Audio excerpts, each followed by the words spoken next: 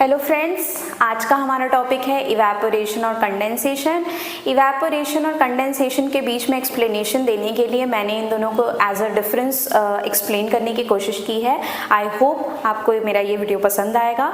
तो हम स्टार्ट करते हैं हमारे टॉपिक से, इवेपोरेशन और कंडेंसेशन। ये बहुत छोटा टॉपिक है, ठीक है। तो इवेपोरेशन वर्ड से आप सब फेमिलियर हैं, आप सब जानते हैं कि इवेपोरेशन क्या होता है। जब वाटर वेपर, वाटर जो होता है वो इवेपोरेट होता है, जब वो वेपर के फॉर्म में चेंज होता है, जब वो गैस में चेंज होता है, तो उस प्रोसेस को बेसिकली वो जो फिनोमेना होता है उसी को इवेपोरेशन कहा जाता है। इवेपोरेशन वर्ड जो होता है आपने वाटर साइकिल में सुना होगा, ठीक है। वाटर साइकिल में क्या हो रहा था कि जो वाटर होता था जब वो उस पर सन की रेज पड़ती थी तो वो क्या होता था, गैस में चेंज हो जाता था, और उसी प्रोसेस को, उस फिनोमेना को इवेपोरेशन कहा जाता था। तो यहाँ पे वही चीज़ है कि the process of change of water from liquid to gas, liquid से गैस में चेंज होने के प्रोसेस को ही क्या कहा जा रहा है, इवेपोरेशन, ठीक है। नेक्स्ट है most water comes through evaporation. जो भी सराउंडिंग में वाटर है वो सब इवेपोरेशन के थ्रू मिल रही है हमें, मतलब मैक्सिमम जो वाटर है वो इवेपोरेशन के थ्रू ऑब्टेन हो रही है, ठीक है। जो सरफेस है, अर्थ का हमारा सरफेस है, उसके जो भी उस पर वाटर प्रेजेंट है, उस वाटर ड्रॉपलेट्स जो भी प्रेजेंट है वो क्या हो रही है, सन की रेज उस पर पड़ रही हैं और वो अल्टीमेटली क्या हो रही हैं, इवेपोरेट हो रही हैं, गैस के फॉर्म में चेंज हो रही हैं, और चेंज होके वो एटमॉस्फेयर में, गैस के फॉर्म में चेंज होके वो एटमॉस्फेयर में जा रही हैं, ठीक है। तो यही लिखा है कि most water comes through evaporation, evaporation के थ्रू बहुत सारे वाटर जो होते हैं वो अवेलेबल होते हैं। नेक्स्ट पॉइंट है it continues all time at all temperature. Evaporation किसी भी टेम्परेचर पे हर टाइम जो होता है ये कंटिन्यू रहता है, ये कभी भी रुकता नहीं है। इवेपोरेशन हर टाइम चलते रहता है और किसी भी टेम्परेचर पे ये अकर हो सकता है। नेक्स्ट है जैसे मैंने आपको बताया कि इवेपोरेशन जो है वाटर साइकिल का एक प्रोसेस है जो उसमें इन्वॉल्व है, और ये एक बहुत एसेंशियल प्रोसेस है वाटर साइकिल में, क्योंकि वाटर साइकिल का फर्स्ट प्रोसेस ही इवेपोरेशन होता है, जिसमें रिवर्स या ओशंस या सीज या किसी भी पर्टिकुलर सरफेस, जैसे कि आपका प्लांट्स के सरफेसेस से अगर उसमें वाटर ड्रॉपलेट्स प्रेजेंट है तो वो इवेपोरेट हो रहे हैं, तो हमने वहाँ पे वर्ड यूज़ किया था ट्रांसपिरेशन। तो ट्रांसपिरेशन के थ्रू या फिर इवेपोरेशन के थ्रू, हर चीज़ के थ्रू जो वाटर जो एटमॉस्फेयर में जा रही है वो इवेपोरेशन के थ्रू ही जा रही है, और वाटर साइकिल में इवेपोरेशन एक बहुत essential part, essential role play करता है। नेक्स्ट है इवेपोरेशन जो होता है वो हॉट, ड्राई और विंडी कंडीशन में ज़्यादा होता है। ऑब्वियस सी बात है, जहाँ पे गर्मी होगी, जहाँ पे सूखा एटमॉस्फेयर होगा और जहाँ पे बहुत ज़्यादा हवा चल रही होगी, उस एरिया पे इवेपोरेशन का जो लेवल है वो बहुत हाई होगा। और जहाँ कूल क्लाइमेट होगा, ठंडा एरिया है, मॉइस्ट है, नमी वाली एरिया है और बहुत अच्छा कूल टेम्परेचर है, अच्छा वेदर है वहाँ का, तो वहाँ की एरिया पे जो इवेपोरेशन होगा वो थोड़ा लो चलेगा, ठीक है। तो उसी बात पे बताया गया है कि हाई होगा कहाँ पे, हॉट, ड्राई, विंडी कंडीशन में या इवेपोरेशन, और कूल और मॉइस्ट कंडीशन में क्या होगा, लो होगा। नेक्स्ट हम देखेंगे कंडेंसेशन का, और कंडेंसेशन भी क्या है, एक वाटर साइकिल का पार्ट है, ठीक है। ये सब वाटर साइकिल में हम ये वर्ड्स से मतलब डील करेंगे, और हमने ये पढ़ा भी हुआ है, ठीक है, पहले भी वाटर साइकिल जब मैंने पढ़ाया था। तो यहाँ पे क्या हो रहा है, ये प्रोसेस ऐसा प्रोसेस है जिसमें वेपर जो है लिक्विड फॉर्म में या सॉलिड फॉर्म में चेंज हो रहा है। यहाँ से क्या हुआ, देखो इन दोनों को रिलेट करके पढ़ना कि जो इवेपोरेशन में क्या हुआ, जो भी सरफेस था उसके थ्रू गैस निकला, मतलब वो इवेपोरेट हुआ और गैसियस स्टेट में चेंज हुआ। गैसियस स्टेट फर्दर किस में, लिक्विड में चेंज हो रहा है। वही जो चेंज हो रहा है उसी प्रोसेस को कंडेंसेशन कहा जा रहा है। और यहाँ पे क्या फॉर्म में चेंज हो रहा है, या तो आइस में या स्नो में या फ्रॉस्ट के फॉर्म में अगर वो चेंज हो रहा है तो उसे कंडेंसेशन कहा जा रहा है, ठीक है।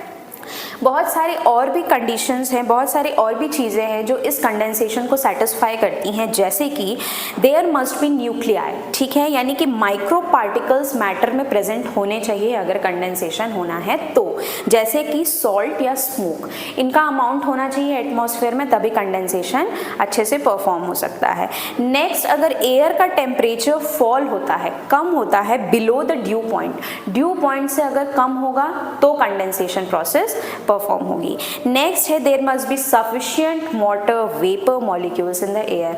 कंडेंसेशन होने के लिए एटमॉस्फेयर में वाटर मॉलिक्यूल्स ज़्यादा होने चाहिए, वाटर वेपर का अमाउंट ज़्यादा होना चाहिए।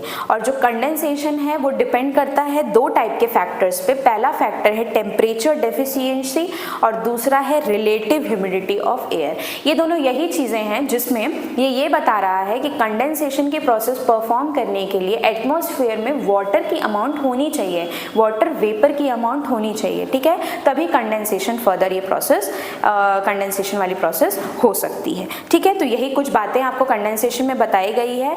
अब यहाँ पे हम पढ़ेंगे टाइप्स ऑफ कंडेंसेशन। इसको पढ़ने से पहले एक बार फिर से हम देखते हैं इवेपोरेशन और कंडेंसेशन के बीच में बेसिक डिफरेंस क्या है कि इवेपोरेशन जो हो रहा है वो लिक्विड से गैस में चेंज हो रहा है और कंडेंसेशन क्या हो रहा है, जो वाटर वेपर है वो अल्टीमेटली गैस में चेंज हो रहा है या फिर किसी सॉलिड फॉर्म में चेंज हो रहा है। तो उन दोनों को क्या कहा जा रहा है, उसको मतलब कहा जा रहा है कंडेंसेशन। तो ये बेसिक डिफरेंस है उनके बीच में। और कंडेंसेशन के बहुत सारे टाइप्स हैं, तो आइए हम उस टाइप्स को पढ़ते हैं। सबसे पहला टाइप है ड्यू, दूसरा है फॉग, तीसरा hedge, fourth one is smoke and the fifth one is the Frost. Due क्या होता है, जब ड्यू पॉइंट से बिलो टेम्परेचर अगर फॉल हो जाता है, temperature of air falls below due point, अगर ड्यू पॉइंट से कम अगर टेम्परेचर एयर का हो जा रहा है तो उसको कहते हैं ड्यू। उस फॉर्म को जब वो फॉर्म हो जाएगा, वो कंडेंस्ड वाला पार्ट जो वाटर वेपर का होगा उसी को ड्यू पॉइंट कहेंगे, उसी को ड्यू कहेंगे, ठीक है। तो क्या कहा मैंने कि ड्यू क्या होता है, when the temperature of air falls below the dew point, उसको कहा जाता है ड्यू, ठीक है। अब वाटर वेपर इस स्टेट में क्या करने लगता है, वो फिर से अपने आप को कंडेंस करने लगता है, ठीक है, कंडेंसेशन का प्रोसेस परफॉर्म करने लगता है। आपने देखा होगा प्लांट्स और ट्रीज में ठंड के समय में उनके ऊपर वाटर ड्रॉपलेट्स छोटे छोटे पाए जाते हैं, उसी को क्या कहा जाता है, ड्यू, वही ड्यू है हमारा, ठीक है। और उसी को यहाँ पे एक्सप्लेन किया जा रहा है कि वही ड्यू है जो टाइनी ड्रॉपलेट्स हमारे लीव्स और ट्रीज के ऊपर में जो पाए जाते हैं उनको कहा जा रहा है, ठीक है। फॉग, नेक्स्ट क्या है, फॉग। फॉग क्या है, water droplets kept in suspension in air. जैसे कि एटमॉस्फेयर हमारा, एयर हमारे अराउंड, ठीक है, इसमें जो वाटर ड्रॉपलेट्स होंगे वो सस्पेंडेड फॉर्म में होंगे ग्राउंड लेवल पे, मतलब वाटर की ड्रॉपलेट्स भी रहेंगे, साथ ही साथ जो एयर है उसके साथ वो कंबाइन हो गया है, तो उस कंडीशन को कहा जाएगा फॉग, ठीक है।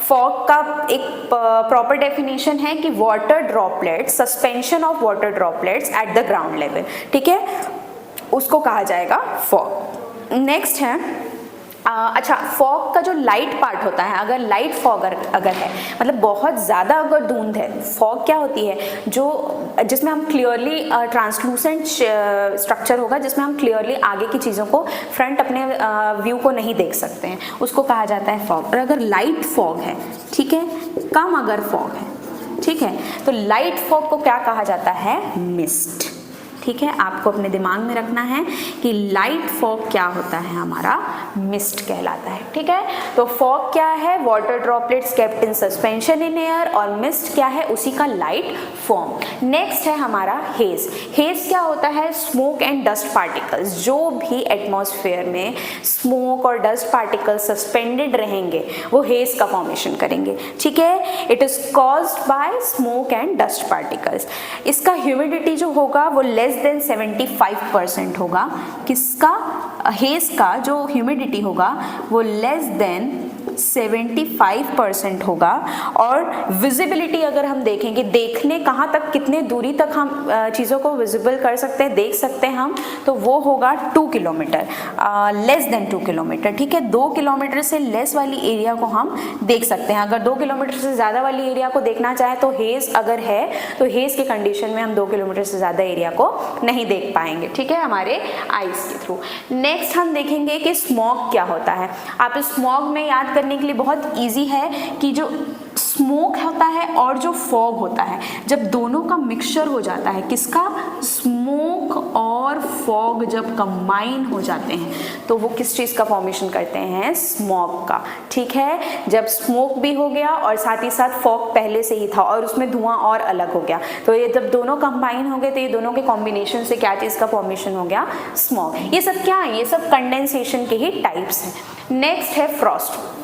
फ्रॉस्ट में हम देखेंगे क्या है, due point temperature is below freezing point. जो ड्यू पॉइंट का टेम्परेचर है वो फ्रीजिंग पॉइंट से भी कम हो जाएगा, ठीक है। उस टाइम पे क्या होगा, फ्रॉस्ट डेवलप होगा, यानी थोड़े थोड़े आइस की लेयर्स फॉर्म हो जाएगी कहीं कहीं पे, ठीक है, किसी सरफेस पे, जैसे कि आपके प्लांट्स के सरफेसेस पे, ठीक है। तो इसमें जो डेवलप हो जाएगा उसको कहेंगे, जो आइस लेयर्स डेवलप हो जाएंगे उसको कहेंगे फ्रॉस्ट। क्या है, due point temperature is below freezing point, ठीक है, उसको कहेंगे फ्रॉस्ट। इसमें वाटर वेपर जो होता है ना वो डायरेक्टली सॉलिड फॉर्म में चेंज हो जाता है। यहाँ पे कोई भी वाटर वेपर, लिक्विड और गैस, इसमें मतलब वाटर वेपर जो गैस है वो लिक्विड फॉर्म में यहाँ पे चेंज नहीं होगा, उसका स्टेट जो है वो डायरेक्ट किस में चेंज हो जाएगा, सॉलिड फॉर्म में चेंज हो जाएगा, ठीक है। और इसी प्रोसेस को क्या कहेंगे, फ्रॉस्ट, मतलब इस टाइप ऑफ कंडेंसेशन को फ्रॉस्ट कहेंगे। क्या होगा, आइस के क्रिस्टल्स फॉर्म हो जाएंगे, मैंने आपको बताया आइस क्रिस्टल्स फॉर्म हो जाएंगे किसी भी सरफेस पे, किसी भी प्लांट के सरफेस पे, उस पे आइस के क्रिस्टल्स फॉर्म हो जाएंगे, उसको कहेंगे फ्रॉस्ट, ठीक है। तो आज का हमारा टॉपिक क्या था, हम सम अप करते हैं, सारी चीज़ों को कंबाइन करके लास्ट में देखते हैं। तो इवेपोरेशन और कंडेंसेशन के बारे में हम देख रहे थे। इवेपोरेशन बहुत बेसिक चीज़ थी, बहुत बेसिक टॉपिक है, और इवेपोरेशन और कंडेंसेशन से आप सब फेमिलियर होंगे क्योंकि वाटर साइकिल आपने पढ़ा होगा। तो वाटर साइकिल में इवेपोरेशन और कंडेंसेशन को बहुत अच्छे से बताया गया है। इवेपोरेशन क्या होता है, जब लिक्विड से गैस स्टेट में चेंज होता है, ठीक है, जब लिक्विड फॉर्म गैसियस स्टेट में चेंज होता है तो उसको इवेपोरेशन कहा जाता है, उस प्रोसेस को। और जब कोई लिक्विड फॉर्म, गैस फॉर्म किस में चेंज हो रहा है, हमारा सॉलिड फॉर्म में चेंज हो रहा है, कोई भी आइस के फॉर्म में या फिर स्नो के फॉर्म में, फ्रॉस्ट के फॉर्म में चेंज हो रहा है, तो उसको क्या बोला जाएगा, कंडेंसेशन। हमने कंडेंसेशन के टाइप्स देखे, जिसमें हमने देखा ड्यू, फॉग, हेज, स्मॉग और फ्रॉस्ट। ड्यू हमारा क्या था, temperature of air falls below due point. Fog क्या था, water droplets kept in suspension in air, और उसकी लाइट फॉग को मिस्ट कहा जाता है। हेज क्या था, when smoke and dust particles combine in air या एटमॉस्फेयर, जो विजिबिलिटी उसकी होती है लेस देन 2 किलोमीटर होती है। स्मॉग क्या था, जब फॉग और स्मोक आपस में कंबाइन हो जाते हैं, उनका मिक्सचर स्मॉग कहलाता है। और फ्रॉस्ट क्या होता है, जब आइस के क्रिस्टल्स फॉर्म हो जाते हैं किसी भी ट्रीज या लीव्स के सरफेसेस पे। तो आज का हमारा ये टॉपिक कंप्लीट होता है अबाउट इवेपोरेशन एंड कंडेंसेशन।